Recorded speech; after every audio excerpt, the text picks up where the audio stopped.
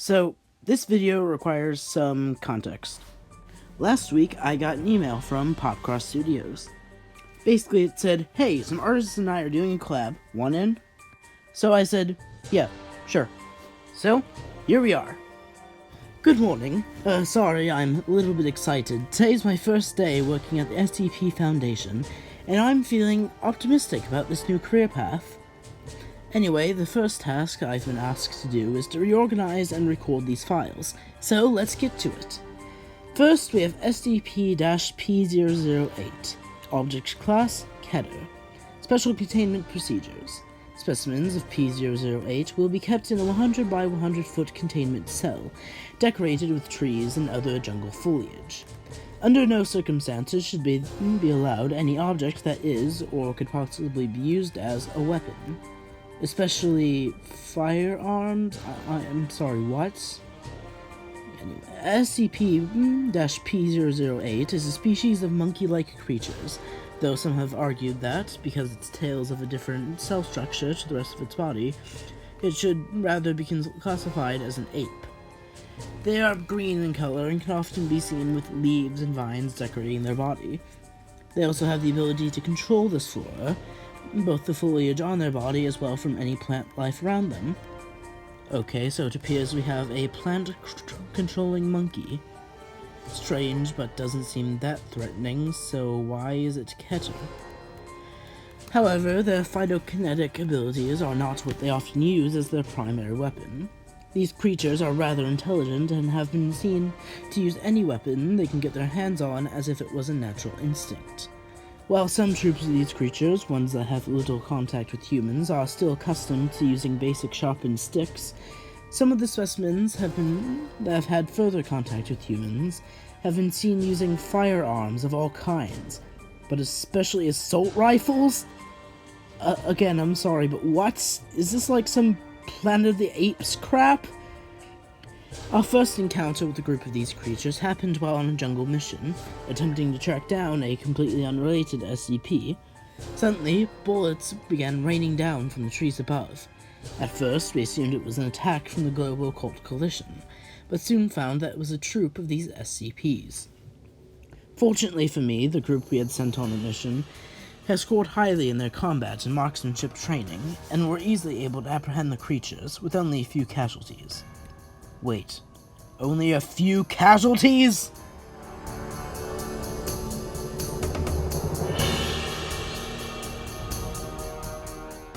Okay, that file was a bit bizarre, but this next one looks peaceful, right? It's a dinosaur with a flower on its head. That can't be disturbing, right? Right? SCP-P064. Object Class, Euclid. Special Containment Procedures. Specimens of P064 are to be kept in an isolated outdoor 200 by 200 foot cell, filled with forest-like fauna. At no point should any personnel be allowed to enter the enclosure, but at any time where it is absolutely necessary, sleeping powder will be administered to the P064 specimens. Okay, so far so good. What else is there? SCP-P064 specimens are large theropod dinosaur-like entities. They have green scales with an off-white underbelly and a large flower on their head. Any attempt to remove this flower has resulted in catastrophe. They also have two antennae that spawn from beneath this flower, and as of yet we have no idea what these are used for. However, as anomalous as this creature already is, the possible most intriguing aspect of this SCP is its rage. When left alone, these creatures are peaceful and docile. However, when provoked, in even the slightest way, they will fly into a fit of rage, which, unlike other creatures whose anger will eventually subside, will go on to last for the rest of its life. I'm sorry, what? So if you tick this flower dino off thing even once, it'll be in Hulk mode for the rest of its life? Okay, that seems a bit excessive, but it's not stranger than a grass monkey with a gun? One of the quickest ways we have found to trigger this creature's wrath is by stepping on its tail. During the first year of having these SCPs in containment, a low-ranking operative was attempting to water this entity, but was accidentally and stepped on the creature's tail. P-064 immediately flew into a rage and, using its tail, struck the operative in the legs, breaking both of them. It then immediately walked over to the downed operative and proceeded to step on its head, crushing his skull. What? How in the... It looks so peaceful. What is wrong with this place?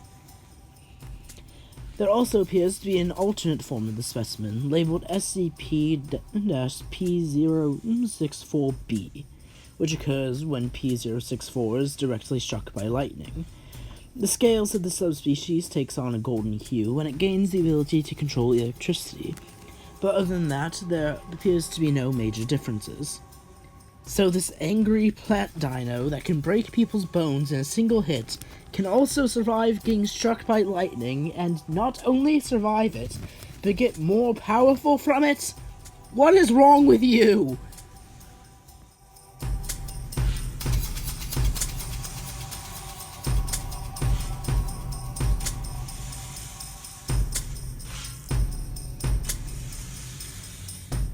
Here's a fun fact about N.E.R.D Comics Inc. He's one of the very few people in the history of my channel to get picked twice for a PopCross community redraw. So clearly, I'm a fan of the art that's going on this channel, and if you are too, make sure to subscribe and, hit the like button and comment and all that fun stuff. Maybe give some suggestions for future episodes, and we can all watch together where this channel goes to in the future. And I see bright things for it. Anyway, back into more N.E.R.D Comics art. Okay, I'm going to be honest. This job is not at all like I thought it was going to be. But whatever, let's just keep going. Maybe we'll find a tickle monster or something like that. Next is SCP-P032. Object Class, Keter. Special Containment Procedures. Specimens of SCP-P032 are to be placed in an isolated 15 by 15 foot cell, with 2 layers of titanium layers covering the walls. Under no circumstances should any operative be let anywhere near these entities. Okay, so definitely not a tickle monster. Let's just get this over with. SCP-P032 are small brown creatures that mostly appear to be floating human heads, with 2 long 3-fingered arms spawning from its sides. It also appears to have 2 small legs spawning from beneath its head, though these are almost never used as the creature can naturally levitate. The SCP also has a swirling dust cloud that spawns from its head. SCP-P032 are vicious and strong. Their long arms are strong enough to tear apart iron, and they have an instinct to kill anything it can get their hands on, in a quite literal manner. Oh yeah, let's make puns about the kill a human head that can snap iron in half. This is fun. I'm having a good time, aren't you? In older times, some people used the specimen as a particularly cruel form of execution. The specimen would wrap its arms around the criminal's neck, begin to carry the victim in the air, and would then tear all their skin from their bones. Some theories state that this creature was perhaps the inspiration for the more common noose. So we have a sentient noose that can snap iron in half and tear people's flesh from their bones without any effort. That's just great. I think I'm going to puke. But I had to keep going. This creature also seems to have a subspecies, one that differs in both appearance and method of killing. The variation, called SCP-P032B, is purple and blue in color, has various cryomancy abilities, and instead of simply killing its victims, tears their hair out of their scalp. Why did I choose to work here?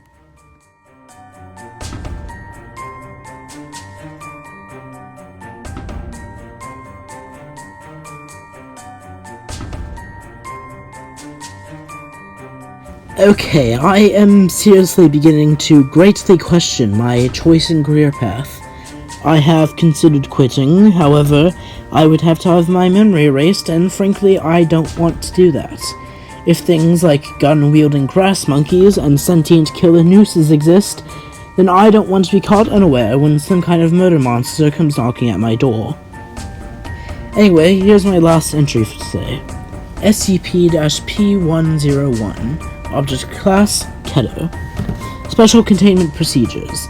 The few specimens of SCP-P101 we have currently are being held in a 300 by 300 foot aquarium. Once every month, a particularly violent D-Class personnel is fed to the SCP for sustenance. SCP-P101 is a long draconic entity with blue and gold scales. It lives in water and, as far as we can tell, is essentially immortal. This alone is anomalous enough to make it worthy of containment. However, what is truly interesting is how one of these specimens is formed. Local legend regarding this creature stated that it was once, in fact, a human who was wrongfully accused of a crime and executed via drowning. At first, we didn't believe this, but as we are scientists after all, we tested it. Using various mind-reading SCPs, we found a D-Class personnel who was in fact innocent, and proceeded to drown him. Wait, you drowned him? You just drowned an innocent man? I don't care if it was for science or whatever. You drowned a man. Hopefully the guy who led this experiment got fired. Anyway, let's continue. As the legend said, he soon reawakened as a version of SCP-P101. He then proceeded to eat and kill many of the operatives watching, but we eventually managed to capture the entity and contain it as well. It was then that the experiments took a turn. As one of the operatives who witnessed this, an unstable man known as Jack Bright, decided to see what would happen if we performed the same experiment again, but with different types of liquids. This seems like a bad idea, but since it's being recorded here, I'm guessing it resulted in something. After the first 3 trials, drowning innocent D-Class personnel in tea, coffee, acid, and other such liquids, most of which had no effect, he finally decided to drown a man in molten lava. Surprisingly, this worked, and the resulting entity, SCP-P101B, one that was similar to SCP-P101, though different in color and abilities, proceeded to destroy much of the facility it was held in until it was finally captured. Okay, I can't read any of these anymore. This has gotten too weird. I mean, it's one thing to contain monsters, but I think this place might be the real monster here. I need to go tell someone. I need to... Wait, what are you doing with that ME stick?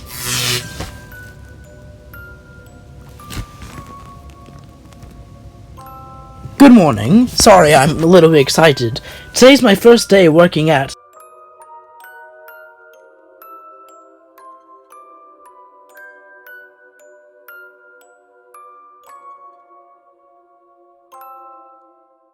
And make sure to check out all the other amazing artists linked below.